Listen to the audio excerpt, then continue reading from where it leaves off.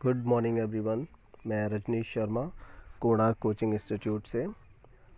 देखिए, कल हम लोगों ने पिछले वीडियो में पढ़ा था कि नंबर सिस्टम में बहुत सारे टाइप्स के जो क्वेश्चंस थे उनको कैसे कैसे सॉल्व करते हैं। तो देखिए, प्रोसेस आज भी मेरा वही है और जो भी वीडियोस आई हैं या फिर ये जो इस चैप्टर से रिलेटिव जो वीडियो आई हैं उन सारी वीडियोस में आपकी कोई प्रॉब्लम रह गई है तो मैं उसको कल या परसों में या अगली वीडियो में ही बोर्ड पे मैं उन क्वेश्चंस को ले लूँगा। आप बस मुझे क्वेश्चन नंबर उसका सेंड कर दीजिए कि आपको मुझे कौन सा क्वेश्चन आपको समझना है। कई क्वेश्चंस ऐसे हैं जो इस तरह से पढ़ाने से बेहतर होगा कि मैं उनको बोर्ड पे समझा दूँ।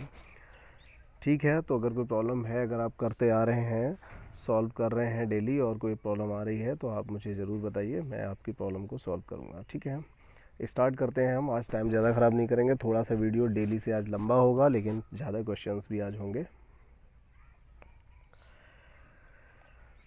देखिए, हम यहाँ पर क्वेश्चन नंबर 78 करेंगे और 78 नंबर पे देखिए क्या दिया हुआ है।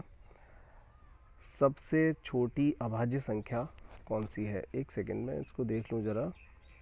77 हमें करना चाहिए।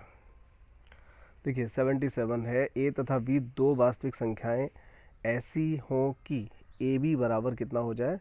0 हो जाए। ए बी बराबर 0। अब आप सोचिए, तो वो कह रहा है कि ए और बी की वैल्यू क्या क्या होंगी।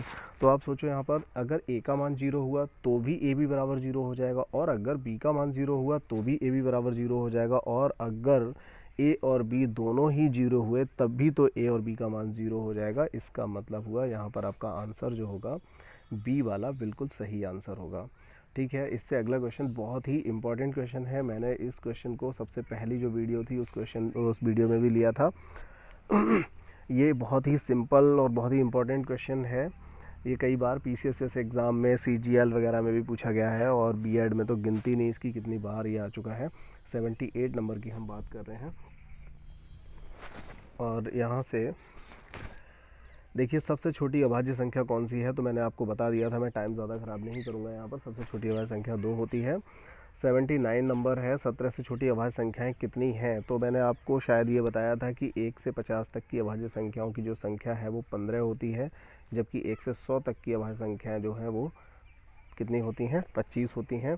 और हाँ, ये इस वीडियो में मैं नहीं बता पाया था, मतलब पिछली वीडियो में ध्यान नहीं रहा। 1 से 70 तक, ये क्वेश्चन कई बार पूछा गया है, 1 से 70 तक कितनी अभाज्य संख्याएं होती हैं? तो इसका आंसर 19 होता है। और देखिए, इसके लिए निकालने के लिए कोई फार्मूला नहीं आता, ये आपको लर्न ही करना पड़ेगा। ठीक है, इसके लिए कोई फार्मूला नहीं है कि कहाँ से कहाँ तक कितनी होती हैं, उसको हम किसी फार्मूले से या किसी ट्रिक से निकाल सकें, ऐसा नहीं होता है। तो आपको ये ध्यान रखना पड़ेगा। ठीक है, क्वेश्चन नंबर 80 नंबर में देखिए पूछा गया है 50 तथा 90 के बीच की अभाज्य संख्याओं का योग बताइए। अगर आप में से किसी ने पेपर 2013 वाला पेपर दिया हो, पुलिस वाला, तो आपको पता होगा कि उसमें एक क्वेश्चन पूछा गया था 80 से 90 के बीच कौन कौन सी अभाज्य संख्याएं होती हैं। तो मुझे लगता है ये क्वेश्चन बिल्कुल उसी के जैसा है। यहाँ पर 50 से लेकर के 90 के बीच की अभाज्य संख्याओं का जोड़ पूछा है। तो 50 से 90 के बीच में लगभग 8 संख्याएं बनेंगी, 8 संख्याएं होंगी। तो उन 8 संख्याओं का आपको योग बताना है। मैं ये बात पहले ही कह चुका हूँ कि अभाज्य संख्याओं को निकालने का कि कौन कौन सी अभाज्य संख्या होंगी, इसका कोई मेथड नहीं होता, और अभाज्य संख्याओं के टोटल के लिए भी कोई मेथड नहीं होता है। वो मेथड जो मैंने आपको बताए थे प्रथम n संख्याओं वाले, वो प्राकृत संख्या, सम संख्या, विषम संख्या, पूर्ण संख्या, इस तरह से होते हैं। ठीक है, तो हमें अब अगले क्वेश्चन की ओर बढ़ना पड़ेगा। क्वेश्चन नंबर 81, ये है 110 से लेकर के 120 के बीच कितनी अभाज्य संख्याएं हैं। जिसने भी मेरी ऑफलाइन क्लास ली होगी कभी कोचिंग इंस्टीट्यूट में, तो आप लोगों को पता होगा मैंने ये वाला क्वेश्चन कितनी बार आपको दिया है। बहुत बार आपको ये क्वेश्चन दिया है और मैक्सिमम स्टूडेंट गलती से क्या करते हैं, बताते हैं सर 111 होगा, 113 अभाज्य संख्या होगी, 117 होगी, जब और 119 होगी, जबकि इसमें ऐसी तीनों ये संख्याएँ हैं, सॉरी इस संख्या को छोड़ करके ये दोनों संख्याएं कटने वाली हैं, और ये भी देखिए 3 से कट जाएगा, और ये 117 भी कटता है, 119 भी कट जाता है। तो इसका आंसर जो है केवल आंसर जो रहेगा वो क्या रहेगा? 1, क्योंकि वो संख्या होगी 113। ठीक है, इतनी बात। अब देखेंगे आप क्वेश्चन नंबर 82 के लिए। तो 82 नंबर में दिया है निम्नलिखित में से कौन सी संख्या एक अभाज्य संख्या है। देखिए मैं आपको यहाँ पर एक नियम बता दूं कि किसी संख्या को अभाज्य संख्या है या नहीं है उसको हम कैसे ज्ञात करते हैं। मैं केवल नियम बता देता हूँ, आगे आप इसको अप्लाई करेंगे। बहुत अच्छे से समझ लीजिए, किसी भी संख्या को चेक करना है कि ये संख्या अभाज्य संख्या है या नहीं है तो उसका नियम क्या होता है। सपोज़ कीजिए 91 एक ऐसी संख्या है जो हमें नहीं पता कि यह संख्या अभाज्य है या नहीं है, तो हमें ये चेक करना है। तो देखिए ऐसा नहीं होगा कि 91 तक हम किसी भी संख्या को चेक करते चले जाएंगे, ऐसा नहीं होगा। यहाँ पर मैं आपको एक ट्रिक बताता हूँ। आप इसका लगभग वर्गमूल निकालिए, कितना आएगा। सपोज़ कीजिए इसका वर्गमूल लगभग आप निकालेंगे तो अप्रॉक्स 10 आ जाएगा या 10 से थोड़ा कम आएगा। तो ऐसी कंडीशन में आपको क्या करना है, मेरी बात समझ गया। जो भी संख्या दी होगी उस संख्या का वर्गमूल निकालेंगे लगभग, ठीक है। लगभग या इक्वल, बिल्कुल फिक्स भी हो सकता है, बाई चांस आपको नहीं पता है। सपोज उन्होंने कहा 121 बताइए किससे कटने वाली संख्या है, कटेगी या नहीं कटेगी। तो 121 जो होता है 11 का वर्ग होता है, इसका मतलब है कि वो 21 से कट जाएगी, सॉरी 11 से कट जाएगी। तो वहाँ पर क्या है, जब आप उसका वर्गमूल ले लेंगे, एक्यूरेट वर्गमूल ले लेंगे, तो भी आपको कंफर्म हो जाएगा कि यह संख्या इससे कटने वाली है। तो फिलहाल हमें क्या करना है, किसी भी संख्या का लगभग वर्गमूल ले लेना है और उस वर्गमूल से पहले जितनी भी छोटी संख्याएं बनी, अभाज्य संख्याएं 2, 3, 5, 7, 9 तो होता नहीं है, तो 10 से छोटी अभाज्य संख्याओं को आप यहाँ पर लिख लेंगे। और आप क्या करेंगे, सिर्फ और सिर्फ आपको देखिए सारी संख्याओं की ओर नहीं भटकना है, केवल आपको 91 के लिए जब काट के आप चेक करेंगे तो आप 2, 3, 5 और 7 से करेंगे। देखिए 2 से नहीं कटेगा, 3 से नहीं कटेगा, 5 से नहीं कटेगा, लेकिन ये 7 से कट जाएगा, 13 से 91 होता है। तो इसी तरह से किसी भी संख्या को जब आप चेक करेंगे तो उसका वर्गमूल ले लेंगे लगभग, ठीक है। वर्गमूल ले लेंगे, वर्गमूल लेने के बाद में क्या करोगे, उसको वर्गमूल लेने के बाद उसके वर्गमूल से छोटी जितनी भी अभाज्य संख्याएं हैं उन सभी अभाज्य संख्याओं से आप उसको काट के देखोगे, उनमें से डेफिनेट किसी न किसी से कट जाएगी। और अगर नहीं कटती है तो समझ लीजिए कि वो संख्या अभाज्य संख्या होगी, ठीक है। सपोज़ कीजिए यहाँ 97 की जगह 91 की जगह 97 होता, कितना होता 97। तो ये 97 के लिए भी आप लगभग क्या वर्ग लेते हैं, वर्गमूल क्या लेते हैं इसका, 10 लेते हैं। तो 10 से छोटी संख्याएं आपकी यही वाली रहेंगी।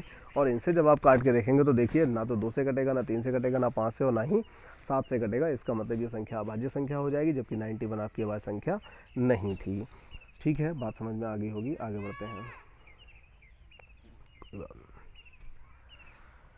देखिए क्वेश्चन नंबर 83 की ओर जाना पड़ेगा हमें, और 83 बहुत ही अच्छा क्वेश्चन है, उसको समझ लेते हैं। प्राकृत संख्या n के लिए n की पावर 3 माइनस n सर्वदा किस संख्या से विभक्त होगा। तो देखिए ऐसे कभी भी n x वाले जो भी सवाल आते हैं उनमें मैं आपको बता दूं, आप n, ये कहा ना उसने कि n एक प्राकृत संख्या है, तो आप क्या करिए n की वैल्यू लगा के देख लीजिए। प्राकृत संख्याओं में 1 या 2 आप वैल्यू लगा के देखिए, आपका आंसर आ जाएगा। सपोज़ कीजिए आपने इसमें 1 लगाया, तो 1 की पावर 1 माइनस 1, तो ये तो 0 बन जाएगा। तो ये तो थोड़ा स्लैंग हो गया, मतलब यहाँ पर कोई भी नियम ऐसा नहीं लग पा रहा है, क्योंकि देखिए ये जो चैप्टर है, ये इस चैप्टर में हमेशा क्वेश्चंस बनाए जाते हैं, कभी उनका सेम पैटर्न आपको नहीं मिलता है। क्वेश्चंस बनाए जाते हैं, तो आप भी बना सकते हैं, मैं बना सकता हूँ, कोई भी इन क्वेश्चंस को बना सकता है, बशर्ते उन क्वेश्चंस में जो कंडीशंस होती हैं उन पे थोड़ा सा ध्यान रखना पड़ता है। आप ऐसे नहीं कोई भी ऑटोमेटिक सवाल आपने बना दिया अजीब सा, ऐसा नहीं होता है। तो 83 क्वेश्चन में हम क्या करेंगे, यहाँ पर n की वैल्यू को लगा के देखेंगे। सपोज़ कीजिए हमने यहाँ पर n की वैल्यू लगा दी 2, तो 2 की घात 3 कितना हो गया 8, और 8 देखिए 2 की घात 3 8 हो गया। 8 में से हम क्या करेंगे, 2 को माइनस करेंगे तो कितना आएगा 6 आएगा। तो ये कह रहा है वह संख्या किससे डिवाइड होगी, तो इसका आंसर यहाँ पर आ जाएगा 6। तो ये संख्या हमेशा किससे डिवाइड होगी, 6 से डिवाइड होगी। तो कभी भी ऐसा सवाल आ जाए जिस सवाल में n वगैरह इस तरह का दिया हो कि यह प्राकृत संख्या है, या फिर n का मान एक सम संख्या हो, या n का मान एक विषम संख्या हो, तो वहाँ पर छोटे से छोटा सम या छोटे से छोटा विषम या छोटे से छोटा प्राकृत संख्या जिसकी वो बात करे उसकी वैल्यू हम वहाँ पे पुट करके उसको सॉल्व कर सकते हैं। अब क्वेश्चन नंबर 84 की बात करते हैं। देखिए 84 में भी मैं आपको नहीं बताने वाला, यहाँ पर भी आप सेम वर्क करेंगे जैसा आपने ऊपर किया था। पक्का आपका आंसर यहाँ से आ जाएगा, डेफिनेट आपका आंसर आ जाएगा। और देखिए हम क्वेश्चन नंबर 85 की बात करें तो ये देखिए दिखने में भले ही थोड़ा अजीब सा क्वेश्चन लग रहा है, लेकिन बहुत ही सिंपल सा क्वेश्चन है।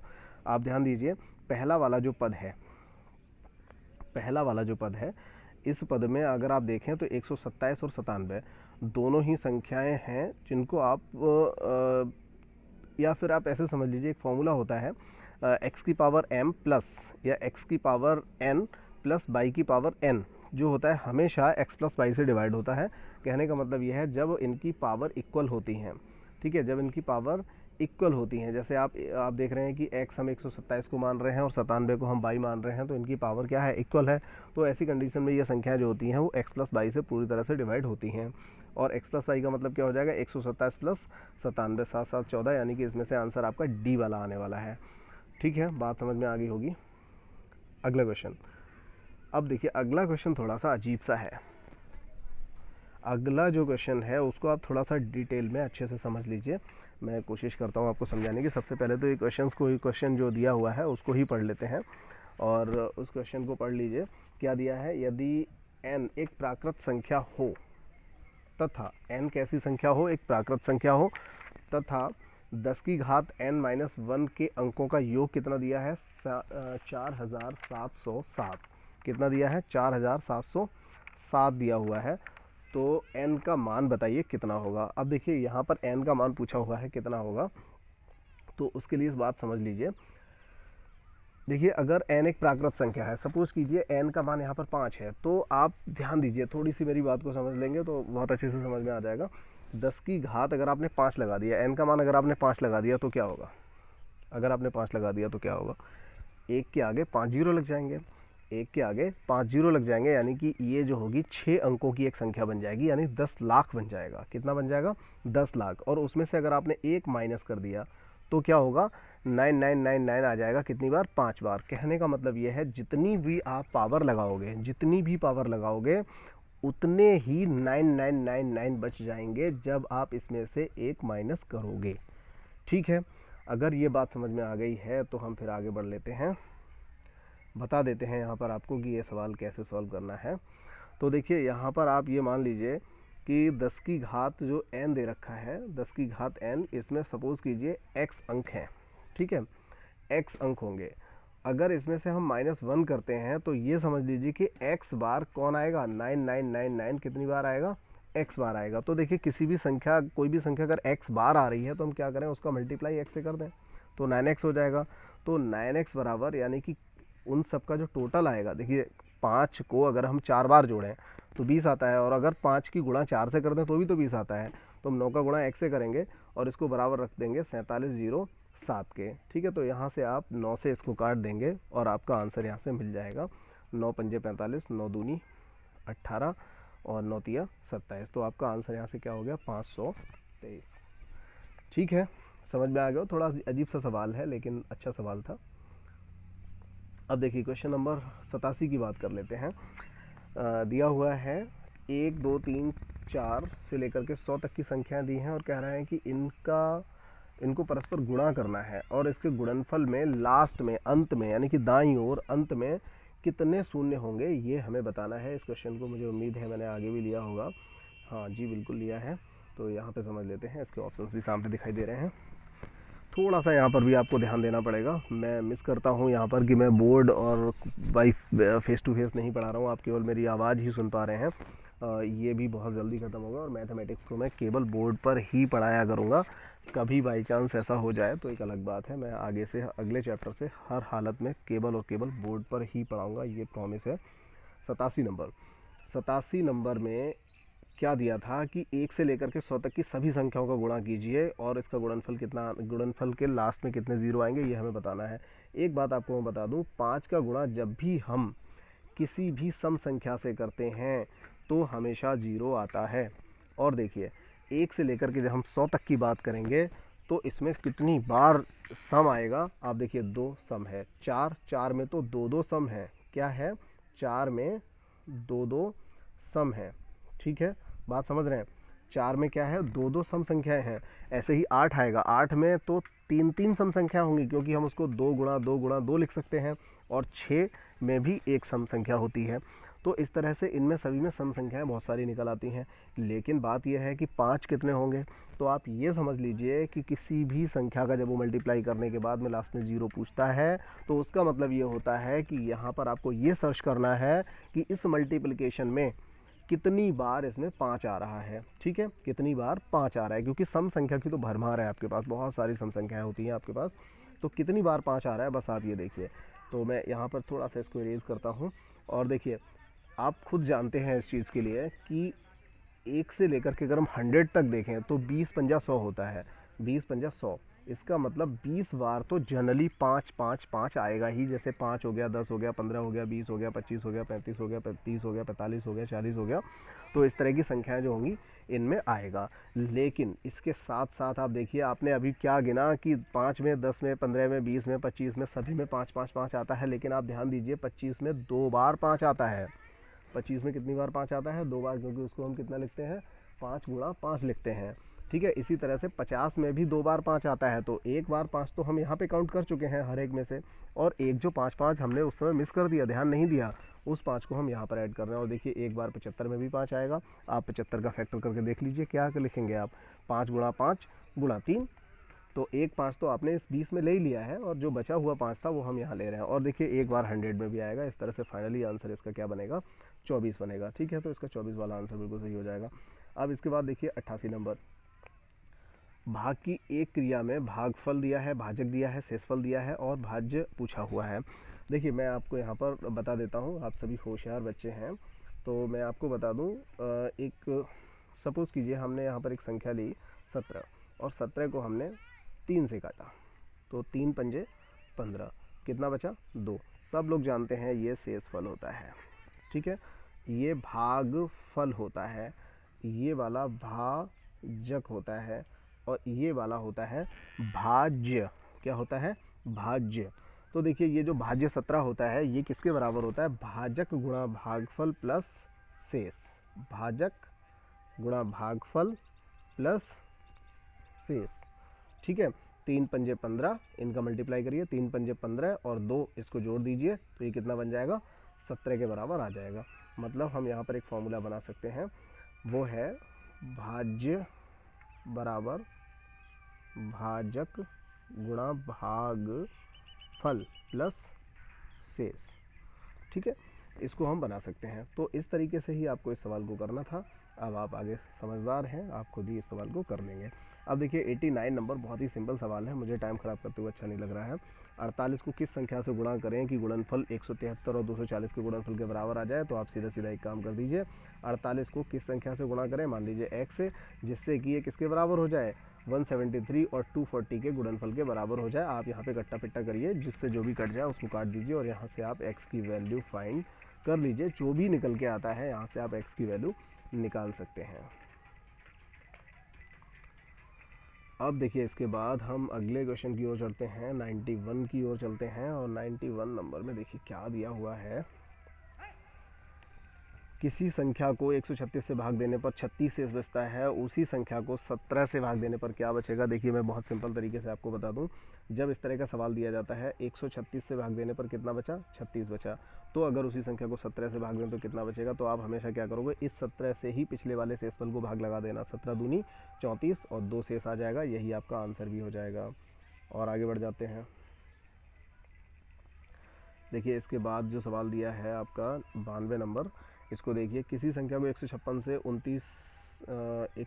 से भाग देने पर 29 शेष बचता है, 13 से भाग दें तो क्या बचेगा? आपको क्या करना है? इस 13 से पिछले वाले शेषफल को ही भाग लगा देना है। 13 दूनी 26 और कितना बचेगा? 3 शेष बच जाएगा, और ये आपका आंसर भी हो जाएगा। बात समझ में तो आ रही होगी। तो देखिए 93 नंबर भी आप ऐसे ही कर लेंगे, आप समझदार हैं। और 94 नंबर की हम बात कर लेते हैं। 4000 में से छोटी कौन सी संख्या घटाई जाए कि शेष बची हुई संख्या 19 से पूरी तरह कट जाए? तो देखिए यहाँ पर आप क्या करोगे, ऐसे हर एक सवाल में क्या कहा उन्होंने? 4000 में से ऐसा क्या घटा दें। ये देखिए थोड़ा सा अभी तक मेरा स्लाइड पेन नहीं आया है, इसलिए थोड़ी दिक्कत आ रही है। देखिए 4000, और देखिए 4000 में से क्या घटा दें कि 19 से पूरी तरह कट जाए। तो आप एक काम करिए, 4000 को 19 से काट के देख लीजिए। थोड़ा सा मुझे लगता है यहाँ पर लिखने में दिक्कत हो जाएगी, जगह थोड़ी कम बच रही है। 4000 को 19 से भाग लगाना है। देखिए 19 दूनी 38, कितना बचेगा? 2, 20 हो गया। 19 से कम 19 बचेगा कितना? 1, और ये 10 आ गया। तो देखिए यहाँ पर 10 फालतू बच रहा है, और फालतू कब बचता है? जब ज़्यादा होता है। तो इसका मतलब है कि इस संख्या में 4000 में 10 फालतू है, अगर उस 10 को हम हटा भी देते हैं तो भी ये संख्या हमारी 19 से कट जाएगी। ठीक है, तो ये बात समझ में आ गई होगी। अब बात कर लेते हैं हम अगली संख्या की 95 नंबर की। 6 अंकों की वह छोटी छोटी संख्या बताइए जो 111 से पूरी तरह कट जाए। तो आपको ऐसे सवाल में क्या करना है, एक 6 अंकों की एक छोटी छोटी संख्या लिख लीजिए। 6 अंकों की वह संख्या जो 111 से कट जाए। तो 6 अंकों की एक संख्या लिखिए, 6 अंकों की एक संख्या लिख लीजिए छोटी से छोटी, 1 2 3 4 5। ये देखिए ये 6 अंकों की संख्या होगी और इसको हमें किससे काटना है, 111 से। आप इसको काटिए, ठीक है। 111 नेम, 11 नेम 99 और ये 999 हो गया। यहाँ से एक बचेगा, एक जीरो आ जाएगा, एक जीरो यहाँ जाएगा, एक जीरो यहाँ जाएगा और ये क्या हो गया, सही तो कर रहे हैं ना, 111 नेम। तो 11 नेम 99, 999 हो गया, 999 से एक बचा, एक जीरो आ जाएगा, एक जीरो लगने के बाद एक और जीरो आ जाएगा और यहाँ से क्या बचेगा, 100 शेष आ जाएगा। तो देखिए इन्होंने क्या बोला, छोटी से छोटी संख्या। देखिए जब भी कोई छोटी से छोटी संख्या होती है तो हमेशा हम उस संख्या में जोड़ते हैं, लेकिन जब बड़ी से बड़ी संख्या होती है तो हमेशा हम उस संख्या से घटाते हैं। घटाते क्या है, शेष घटाते हैं, लेकिन जोड़ते क्या है, इन दोनों का डिफरेंस। तो इन दोनों का डिफरेंस क्या आएगा, 11। और 11 को जब आप जोड़ेंगे 1 लाख में तो 1,11,000 आंसर आपका हो जाएगा। चेक कर लीजिए, ऊपर एक सवाल में किसी न किसी आंसर में दिया होगा। देखिए ये सी वाला ऑप्शन आपका दे रखा है, 1,11,000। क्वेश्चन नंबर 96 की बात करनी पड़ेगी अब। क्वेश्चन नंबर 96 देखिए, वह छोटी छोटी संख्या जिसे 8,03,600 नहीं, इकाई दहाई सैकड़ा हज़ार 10,000 लाख 8,03,642 में जोड़ने पर 11 की गुणज हो, वह संख्या कौन सी है। दोबारा पढ़ लेते हैं। वह छोटी छोटी संख्या जो 8,03,642 में जोड़ी जाए तो 11 की गुणज हो, यानी कि 11 से कटने वाली हो। तो आप इस सवाल में भी ऐसा करिए, 11 से काट के देखिए, 11 से काट के देखिए। काटने के बाद आपको पता चल जाएगा कि अभी कुछ और कितना जोड़ दें कि फिर कट जाए। ठीक है, बात समझ रहे हैं ना, कितना और जोड़ दें कि कट जाए। सपोज कीजिए 5 शेष आया, 5 शेष आया तो 11 से काटने के लिए अभी आपको और कितना चाहिए, 6 चाहिए। ये बात जिसने ध्यान से नहीं सुनी होगी वो मिस करेगा आगे इसके लिए। ठीक है, 96 नंबर आप बैक जा करके सुन सकते हैं। 97 नंबर की बात कर लेते हैं। 3 अंकों की वह छोटी से छोटी संख्या बताइए जो 14 से पूर्णतः विभक्त हो जाए। 3 अंकों की छोटी से छोटी संख्या जो पूरी तरह से विभक्त हो जाए। तो देखिए 3 अंकों की छोटी छोटी संख्या 100 होती है और इसको जब हम 4 से काट के देखेंगे, 14 से काट के देखेंगे तो देखिए 14 सत्ते 98, कितना बचा, 2। अभी उसने कहा छोटी से छोटी, लेकिन छोटी से छोटी मैंने क्या बोला, जोड़ना पड़ेगा। तो जोड़ेंगे क्या, इन दोनों का डिफरेंस यानी कि 12। और वैसे भी हमें समझ में आ रहा है कि इसमें 2 शेष बच रहा है, इसमें अभी हमें 12 और जोड़ देना चाहिए तो ये पूरा पूरा कट जाएगा। और यही बात मैंने आपको पिछले वाले सवाल में बताई थी। ठीक है, तो यहाँ पर आपका आंसर हो जाएगा 112। ठीक है, 112 पहला वाला आंसर हो जाएगा 97 का। अब बात कर लेते हैं 98 की। देखिए 98 नंबर, 5 अंकों की वह बड़ी से बड़ी संख्या ज्ञात कीजिए जो 463 से कट जाए। सेम प्रोसेस है भाई, अभी अभी तो बताया था, बिल्कुल वही उसी तरीके से करना है, आप इसको कर सकते हैं। और 99 नंबर में भी देखिए भाज्य भाजक भागफल शेषफल ये मैंने सारा बता दिया, उसका एक रिलेशन बता दिया। उस रिलेशन को यहाँ पे लगाएंगे तो आपका आंसर पक्का आएगा, डेफिनेट आएगा। आंसर की दे रखी है, उसमें आप चेक कर लीजिएगा।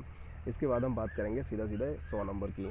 100 नंबर में क्या दिया है, किसी संख्या को 6 से विभक्त करने पर, किसी संख्या को 6 से विभक्त करने पर शेषफल 3 प्राप्त होता है। किसी संख्या को 6 से विभक्त करने पर शेषफल 3 आता है। अगर उस संख्या के वर्ग को भाग दें तो 6 से भाग दें तो क्या शेष आएगा। अब देखिए, अभी अभी मैंने आपको क्या बताया, इस तरह के जितने भी सवाल थे उनमें मैंने आपको बताया कि जो भी शेष आता है अगली वाली संख्या से हम उसी को भाग लगा देते हैं। क्या करते हैं, उसी को भाग लगा देते हैं। अभी हमने ये सीखा था कि इस संख्या में हम इस संख्या से भाग लगाएंगे, लेकिन यहाँ पर ऐसा नहीं हो पाएगा क्योंकि उसने कहा है उस संख्या के वर्ग को। तो अब आप क्या करेंगे, इस संख्या का वर्ग कर लीजिए 9 और 9 को 6 से भाग लगा दीजिए तो आपका शेष कितना आ जाएगा। देखिए 6 कम 6 कटेगा तो कितना आएगा, शेष 3 आ जाएगा और आपका आंसर 3 हो जाएगा। ठीक है, क्लियर हो गया होगा। और देखिए अब बात कर लेते हैं 101 नंबर की। और 101 नंबर बहुत ही अच्छा सवाल है और इसको समझने के लिए वैसे तो थोड़ी सी और ज़्यादा जगह की मुझे आवश्यकता रहेगी, लेकिन मैं चलिए कोशिश करता हूँ, ऐसे ही बताता हूँ आपको। उलट दिया जाए तो शेषफल क्या आएगा, 101। देखिए सबसे पहली बात यहाँ पर आप समझिए, यहीं पे मुझे लिखना पड़ेगा, देखिए 9, 11, 13 से विभक्त करने पर कोई संख्या सपोज कीजिए x है, क्या हो रहा है,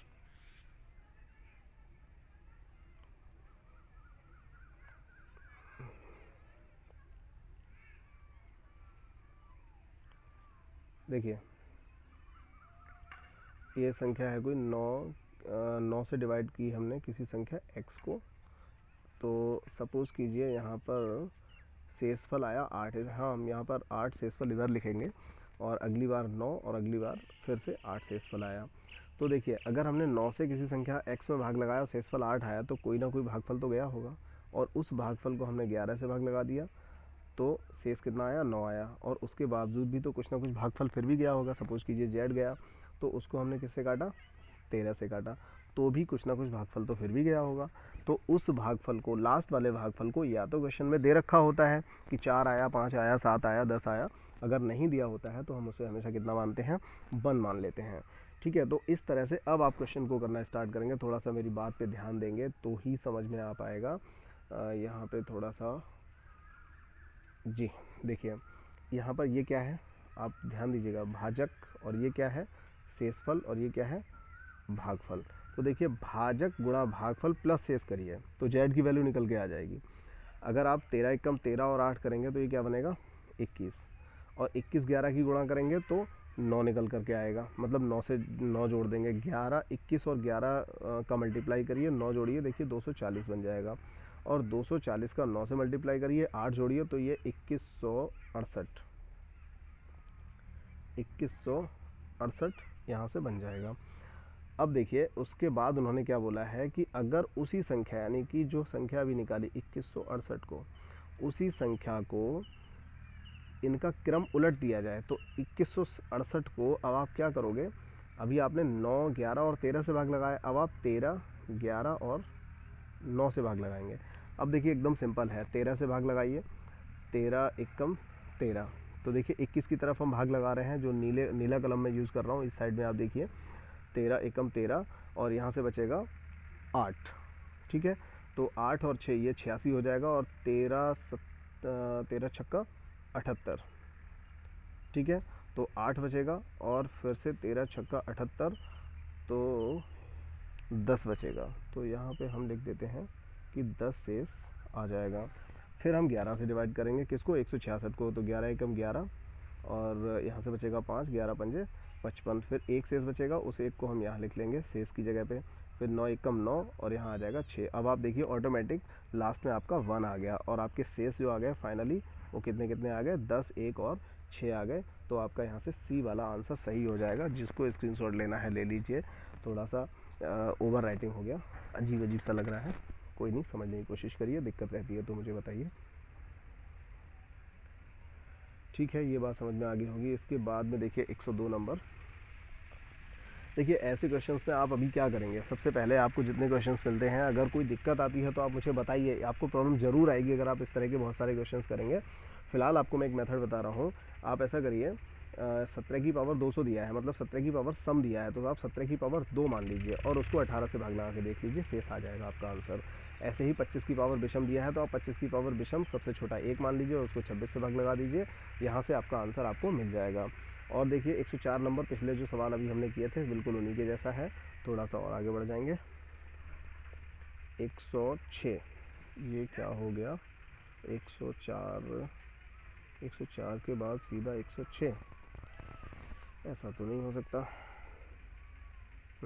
कुछ तो हुआ है, चलिए कोई नहीं, लेकिन बहुत अच्छा क्वेश्चन मुझे लग रहा है, नज़र आ रहा है। देखिए यहाँ पर कुछ ऐसा लग रहा है मुझे, प्राकृत संख्या का वर्ग नहीं हो सकती, कुछ करके दिया हुआ है। तो देखिए कोई भी संख्या, मैंने आपको जब वर्ग और वर्गमूल पढ़ाया था तो आपको बताया था कि कोई भी संख्या किसी प्राकृत संख्या का वर्ग तब नहीं हो सकती जब उसके लास्ट में 2, 3, 7 या फिर 8 आ जाए। तो देखिए यहाँ पर लास्ट में 2 आ गया, इसका मतलब ये संख्या किसी भी प्राकृत संख्या का वर्ग नहीं हो सकती। ठीक है, और बिल्कुल अगला ही सवाल है 106 नंबर, ये भी कह रहा है कि कौन सी संख्या प्राकृत संख्या का वर्ग नहीं हो सकती। तो मेरे ख्याल से बस यही एक आंसर रह गया आपके सामने, जिसमें 2, 3, 7, 8 में से कोई भी अंक आ रहा है। ठीक है, तो अब आइए आप अगले क्वेश्चन पे। जी बिल्कुल, देखिए 108 नंबर बहुत ही अच्छा सवाल है। यहाँ पर इसका आंसर 101 आने वाला है। देखिए किसी भी संख्या को, किसी भी 2 अंकों की संख्या को जब आप एक बार और रिपीट करके 4 अंकों की संख्या बना देते हैं तो 4 अंकों की जो संख्या बन जाती है वो हमेशा 101 से डिवाइड होती है। ये नियम है, इसको समझ लीजिए, पढ़ लीजिए, ठीक है। इसके बाद 109 नंबर। देखिए 109 नंबर में मेरा टाइम आप मत ख़राब कराइए। 5P9, ठीक है। 327, 200, ये क्यू आ गया बीच में, यहाँ पे 8, और इन सब का टोटल क्या आ रहा है, 1114। यहाँ पर ए का क्यू का अधिकतम मान बताइए। अब आप देखिए यहाँ आप देख रहे होंगे कि 9, 7 और 8 जोड़ेंगे तो 24 आएगा। 24 के 4 हो गए, कितने हो गए, 24 के 4 हो गए।